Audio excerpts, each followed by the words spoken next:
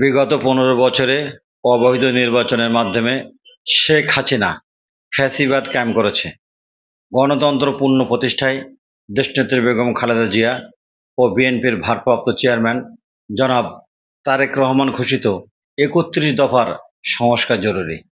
দ্রুত নির্বাচনের মাধ্যমে জনগণের সরকার প্রতিষ্ঠার মাধ্যমে গণতন্ত্র পুনঃপ্রতিষ্ঠিত সম্ভব। নানা অপপ্রচার প্রোপাগান্ডার মধ্য দিয়ে বাংলাদেশকে আরেকটি অস্থিতিশীল পরিস্থিতি তৈরির ষড়যন্ত্র হচ্ছে।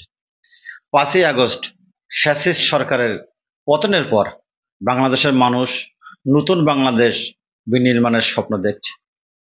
আমরা মনে প্রাণে বিশ্বাস করি বিগত ১৭ বছরে গণমানুষের অধিকার প্রতিষ্ঠার আন্দোলন করতে গিয়ে বিএনপির অজস্র নেতাকর্মী হামলা মামলার শিকার হয়েছে, গুম হয়েছে, খুনের শিকার হয়েছেন, লাখো জনতা মিথ্যা মামলার আসামি হয়েছে।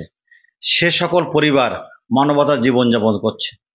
৫ই আগস্টের পর আমরা আমাদের ভারপ্রাপ্ত চেয়ারম্যান জনাব তারেক রহমানের নির্দেশে সন্ত্রাস নির্মূলে ঐক্যবদ্ধভাবে কাজ করেছি। আমরা বিগত ১৭ বছর জনগণের জন্য সংগ্রাম করেছি। আমরা ৫ই আগস্টের পরবর্তী পরিস্থিতিতে একটি অবাধ, সুষ্ঠু, গ্রহণযোগ্য নির্বাচনের মধ্য দিয়ে জনগণের প্রতিনিধির কাছে ক্ষমতা হস্তান্তর হবে এটা প্রত্যাশা করি। এই লক্ষ্যে আমাদের সংগ্রাম অব্যাহত আছে এবং থাকবে। সাতক্ষীরার ৪টি আসনেই বিএনপির শক্তিশালী অবস্থান আছে। আমরা আমাদের দলীয় কার্যক্রম আমাদের নেতা জনাব তারেক রহমানের নির্দেশে সুসংগঠিত করার কাজ চলমান রেখেছি। আমরা বিশ্বাস করি বিএনপি আগামী নির্বাচনে জনগণকে সাথে নিয়ে বিএনপির সাতক্ষীরার ৪টি আসনেই বিপুল ভোটে নির্বাচিত হবে ইনশাল্লাহ। মাননীয় প্রধান উপদেষ্টার ঘোষণা অনুযায়ী আগামী ২০২৬ সালের ফেব্রুয়ারিতে মহান জাতীয় সংসদ নির্বাচন অনুষ্ঠিত হবে। একই সাথে আমরা লক্ষ্য করছি যে কিছু কিছু ক্ষুদ্র ক্ষুদ্র ঘটনা, নানা অপপ্রচার এর মধ্য দিয়ে অস্থিতিশীল পরিস্থিতি তৈরি করার চেষ্টা চলছে। আমাদের দলের নেতা ও দল সম্পর্কে কুরুচিপূর্ণ বক্তব্য প্রদান করা হচ্ছে। আমরা মনে করি এটি একটি গভীর ষড়যন্ত্র ও চক্রান্ত। দেশবাসীকে সাথে নিয়ে আমরা ঐক্যবদ্ধভাবে এই ষড়যন্ত্রের মোকাবেলা করব।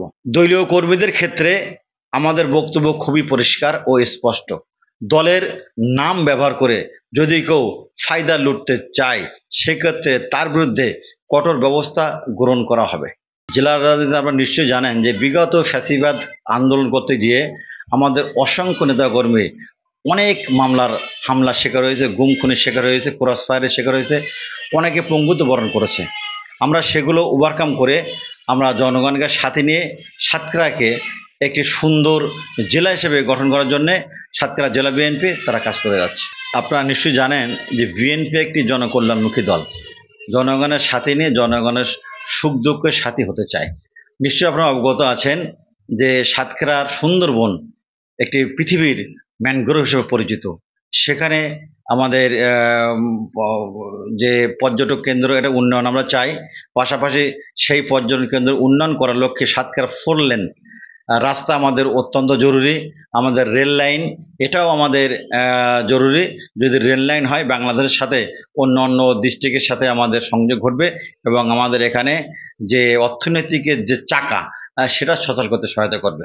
আপনারা নিশ্চয়ই অবগত আছেন যে সাতক্ষীরায় যখনই দুর্যোগ বা মহামারী আসে তখন বিএনপি সহ সকল অঙ্গ ও সহযোগী সংগঠন সেই মানুষের পাশে দাঁড়িয়ে জনকল্যাণের স্বার্থে বিএনপি কাজ করেছে এবং এটা অব্যাহত থাকবে। যতদিন দুর্যোগ বা মহামারী বা যে কোনো পরিস্থিতিতে আমাদের বিএনপি এবং অঙ্গ সংগঠন তারা প্রস্তুত, তারা সবসময় তো কাজ করে এসেছে, ভবিষ্যতে জনগণের সাথে থাকবে। রাজনীতিতে আসলে এখনো পর্যন্ত সুবাতাস আমরা পাচ্ছি না। আমরা যতক্ষণ না পর্যন্ত আমরা জনগণের সরকার আমরা নির্বাচনের মাধ্যমে প্রতিষ্ঠিত না করতে পারবো ততক্ষণ পর্যন্ত আমরা বলবো না যে এটা সুবাতাস।